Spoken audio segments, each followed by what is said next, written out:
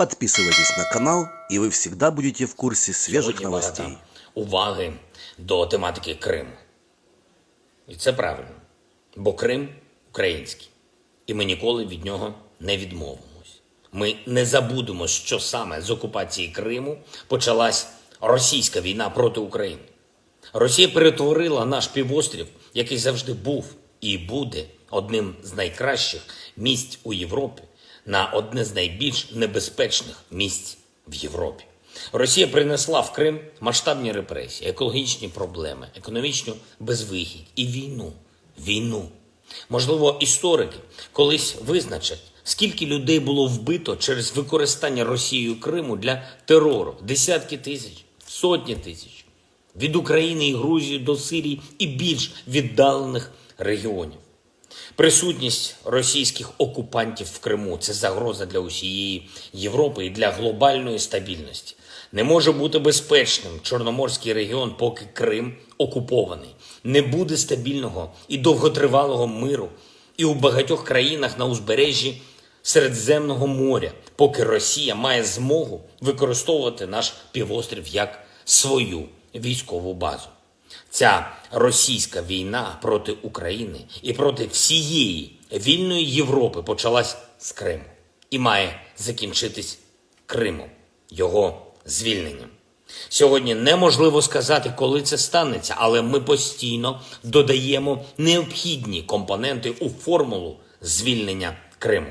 Ми започаткували Кримську платформу – ключовий дипломатичний майданчик для роботи по звільненню Криму. Кримська платформа працюватиме і цьогоріч. Ми вже готуємо цей саміт. Кримська тематика звучить на всіх міжнародних майданчиках, де обговорюється російська війна проти України. Історія глобального реагування на захоплення Росією Криму, точніше, недостатність такого реагування слугує зараз одним з найкращих аргументів для посилення санкцій проти Росії.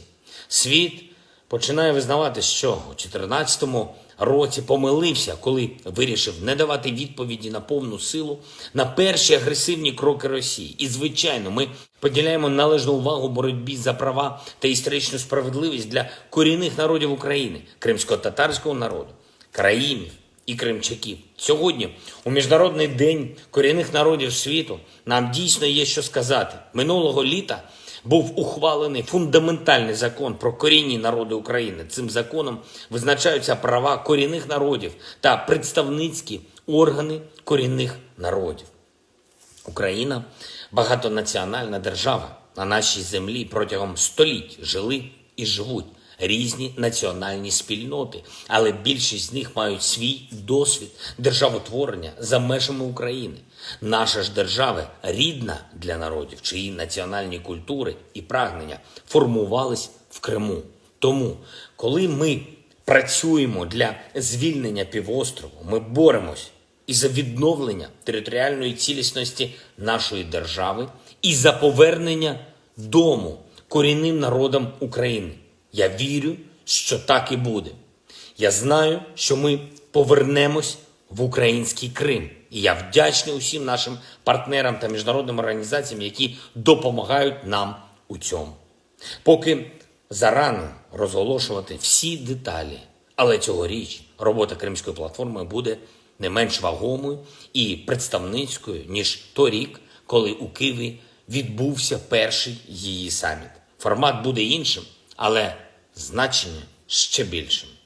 Готуємо нові рішення для захисту і допомоги в реалізації прав корінних народів України. Готуємо і програми економічного відновлення нашого Криму після його звільнення від окупантів. Ну а головне, підтримуємо наші Збройні Сили України, нашу розвідку і усіх, хто воює за звільнення нашої землі і відбиття російської колонізаторської навали.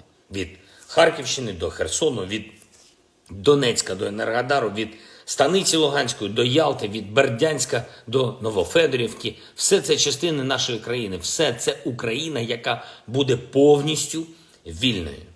Підписав сьогодні новий указ про нагородження наших захисників. 182 учасника бойових дій відзначені державними нагородами. Загальна кількість нагороджених українських воїнів вже перевищує 26 тисяч за час з 24 лютого. Я дякую кожній, хто захищає Україну. Вічна слава усім, хто воює за свободу. Слава Україні!